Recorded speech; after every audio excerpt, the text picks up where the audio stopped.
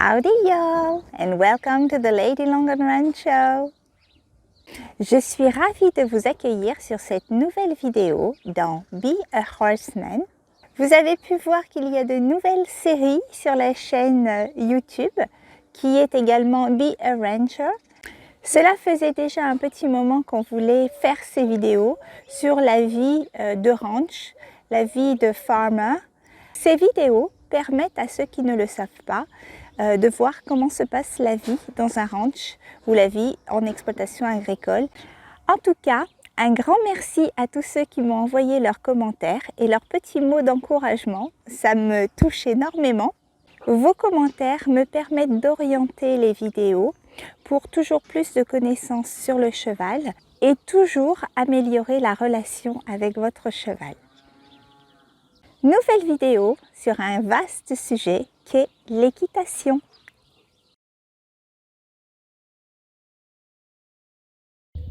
L'équitation, c'est la technique de la conduite du cheval sous l'action humaine. Le mot provient du latin equitare, qui veut dire monter à cheval.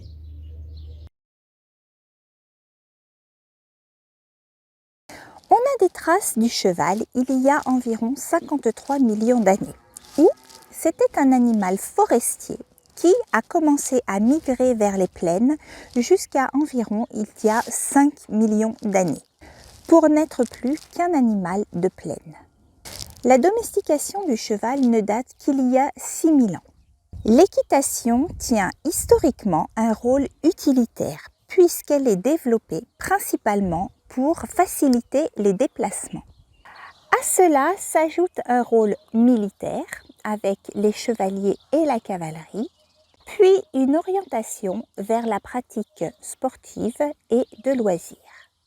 Le cheval a développé durant 53 millions d'années des comportements inhérents à son environnement. Le comportement de fuite sera celui retenu pour développer l'équitation.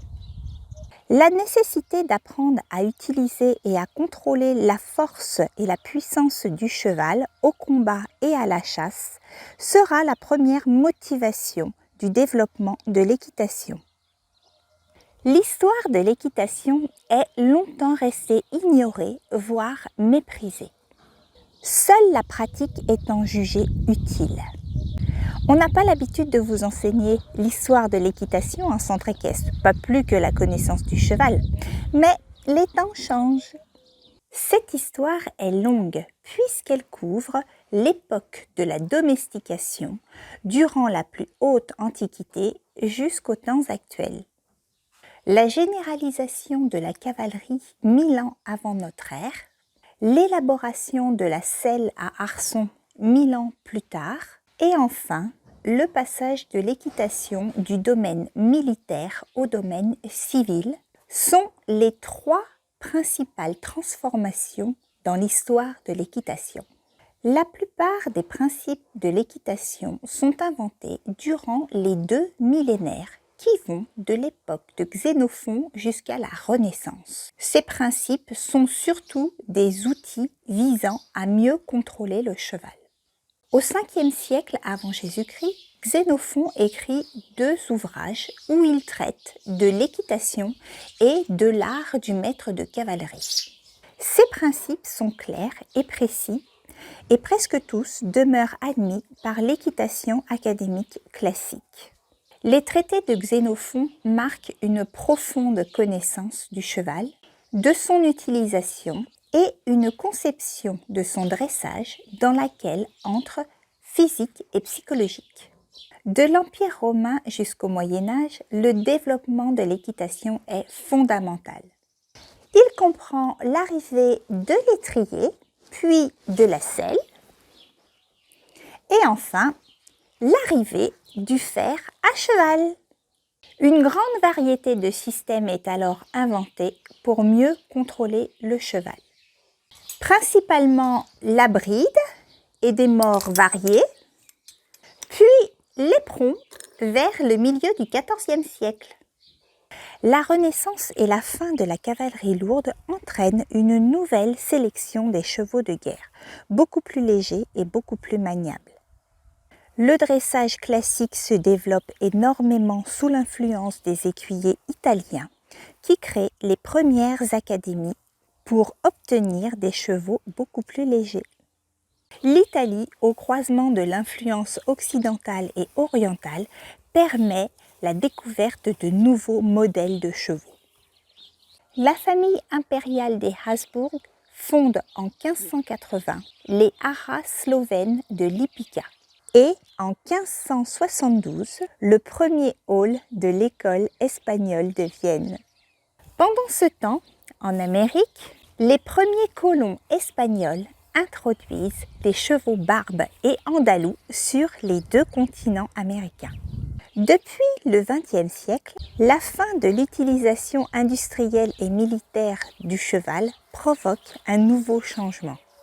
L'équitation, jusqu'alors masculine et militaire, bascule dans le domaine civil. En 25 ans, l'armée cesse tout recours au cheval et les centres équestres se développent à destination des particuliers. Le cheval de selle devient un animal de loisir et les pratiquants de l'équitation ne sont plus les mêmes. Officiers et aristocrates laissent la place à une majorité de femmes, environ 70%, des jeunes, des citadins issus de classes moyennes.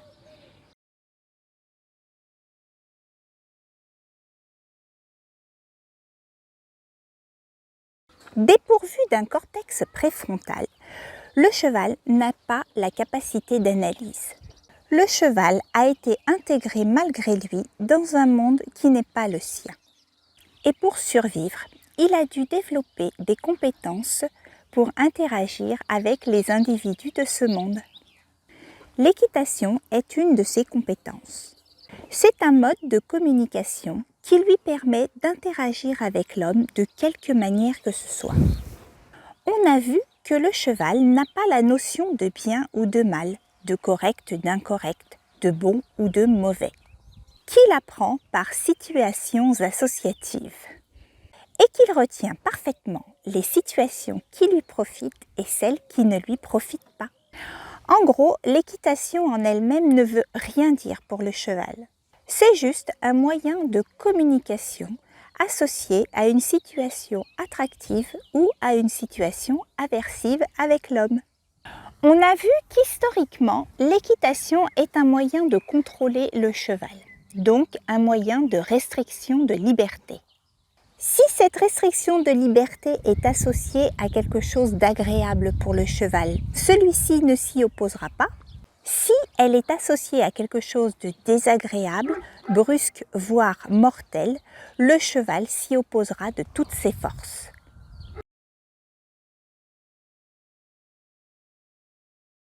L'équitation de l'époque de Xénophon se veut basée sur les moyens à utiliser de façon progressive pour obtenir le contrôle et la participation du cheval. Et bien sûr, cela demande du temps pour le cheval comme pour l'humain. La notion de temps pour le cheval n'est pas la même que celle de l'être humain. Dépourvu de cortex préfrontal et de capacité d'analyse, celui-ci vit ses journées que pour satisfaire ses besoins primaires.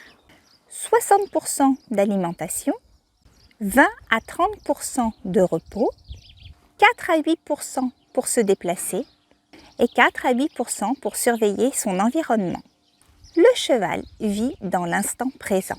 D'ailleurs, la domestication et la vie en boxe modifient énormément ce budget-temps. Le temps pour l'alimentation y est extrêmement diminué.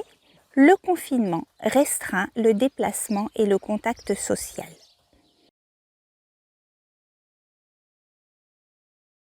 Le temps est une notion qui rend compte des changements dans le monde. L'être humain a développé un néocortex conséquent qui lui permet d'observer et d'analyser les changements en regard des situations passées et des situations à venir.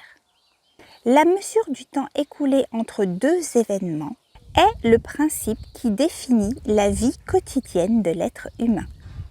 Et c'est ce principe qui définit également sa mortalité et ce besoin absolu de contrôler le temps. L'intégration du cheval dans le milieu humain a contraint celui-ci à développer des compétences liées au temps.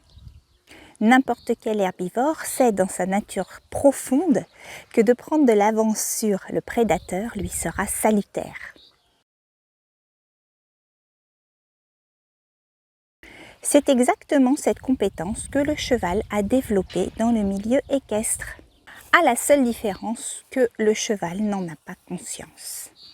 Il associe juste qu'une situation aversive peut s'écourter et qu'une situation agréable peut se prolonger en regard de son comportement. Il anticipe donc toutes les réponses. Et c'est cette conduite qui l'aide à s'adapter au monde humain.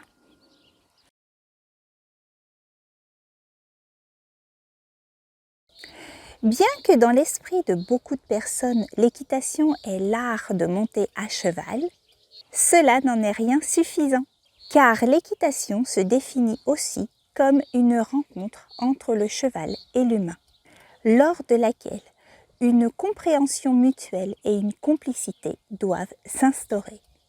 L'équitation est avant tout la passion du cheval, où la personne s'épanouit par la présence du cheval et par la recherche incessante de la connaissance du cheval. C'est pour cela que l'équitation peut se pratiquer attelée ou à pied.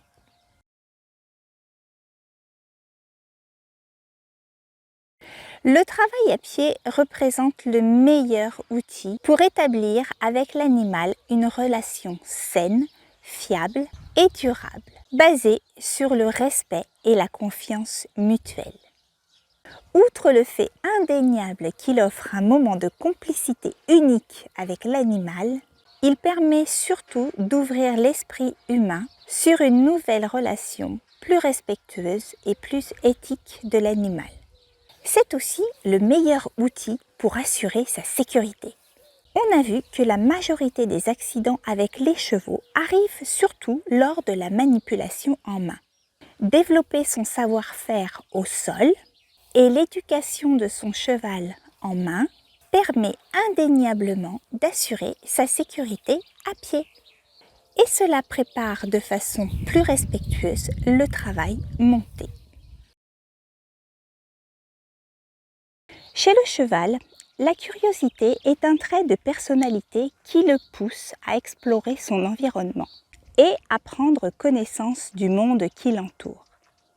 Bref, être curieux pour mieux s'adapter et surtout briser la monotonie.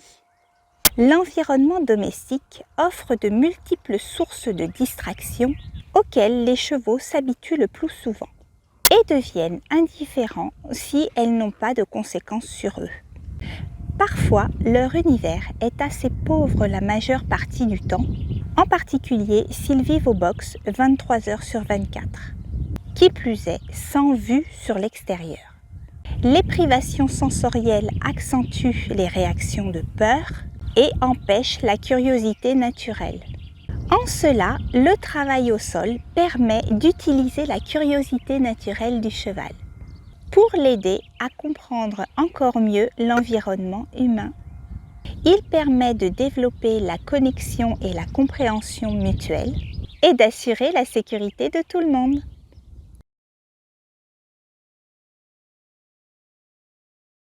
Tous les cavaliers vous le diront, l'équitation, c'est bon pour la santé et c'est bon pour le moral.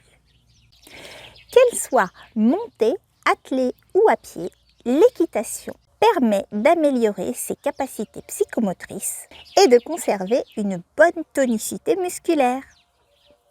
S'il vous plaît, par respect pour votre cheval, portez-vous vous-même. Une grande bouffée d'oxygène. L'équitation apprend également à maîtriser sa respiration et c'est un très bon moyen de décontraction. Savoir respirer est une aide précieuse, notamment dans la gestion de ses émotions. Une respiration calme et régulière mettra beaucoup plus votre cheval en confiance. En plus de tous ces bienfaits, l'équitation a un impact sur le moral et la confiance en soi. Être au contact avec les chevaux permet de diminuer considérablement le niveau de stress. Le cheval n'a pas de jugement de valeur, il vous prend comme vous êtes. Et c'est ça qui fait du bien.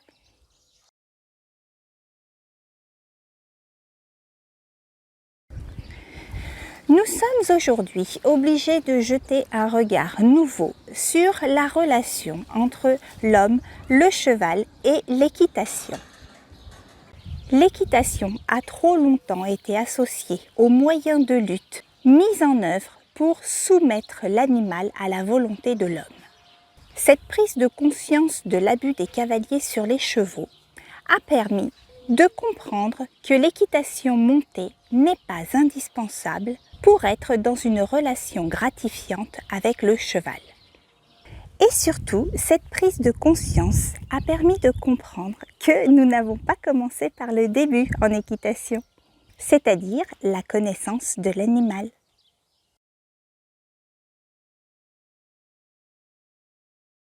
L'équitation est aujourd'hui en pleine évolution. Elle doit prendre en considération l'animal dans sa globalité si elle veut perdurer. Bref, l'équitation doit devenir éthique, c'est-à-dire responsable, respectueuse et surtout basée sur la connaissance et la compréhension de l'animal.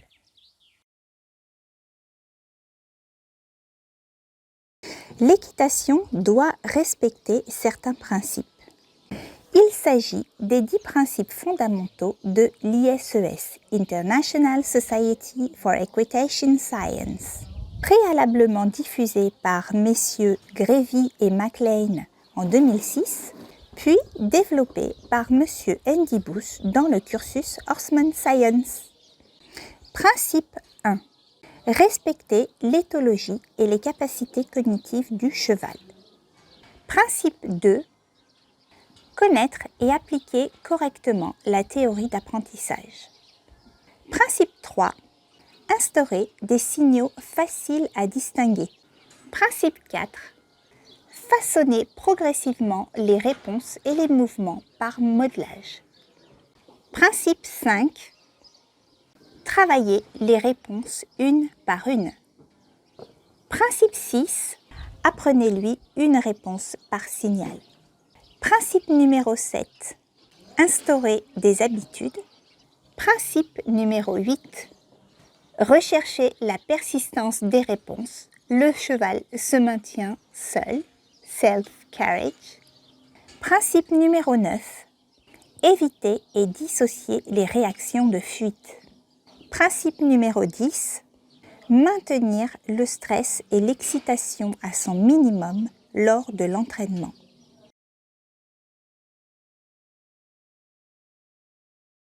Pour la sécurité de tous, car la plupart des accidents qui arrivent sont liés à un manque de connaissances sur l'animal. Et pour le bien-être équin, car de nombreux chevaux finissent abandonnés au fond de leur pré, voire à l'abattoir, car leurs cavaliers les considèrent comme dangereux. Si nous sommes devenus cavaliers, c'est parce qu'avant tout, nous aimons le cheval. Celui-ci n'a pas choisi d'être domestiqué. Nous avons une réelle responsabilité envers lui. À nous de lui rendre sa vie le plus agréable possible en accord avec ses besoins fondamentaux. Ainsi, la présence du cheval nous poussera constamment à devenir meilleurs dans notre relation avec lui. À tous les passionnés des chevaux, soyez les nouveaux garants d'une équitation plus éthique. Si tu aimes ces vidéos, n'hésite pas à liker, partager, active la petite cloche et laisse un commentaire. Et comme je dis à la fin de chaque vidéo, plus nombreux on sera à éduquer les humains sur le cheval, moins il y aura d'accidents et moins il y aura de gaspillage de chevaux. C'est ça la mission des horsewomen. Enjoy your life with your horses. Be a horseman.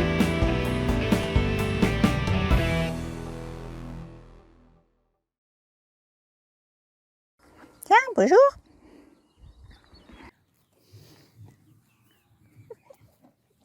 Ah, mon chapeau!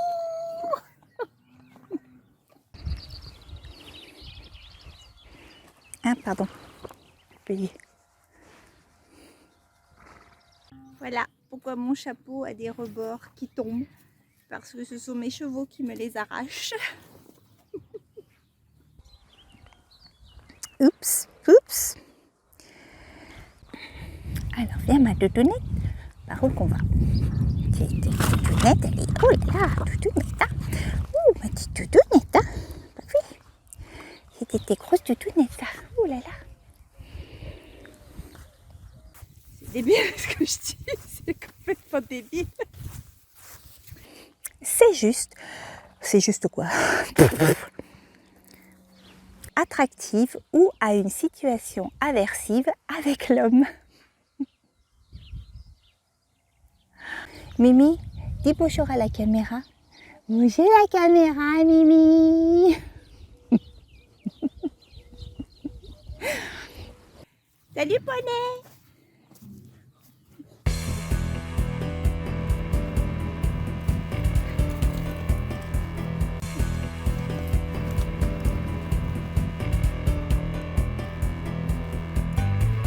Et on se dit à bientôt.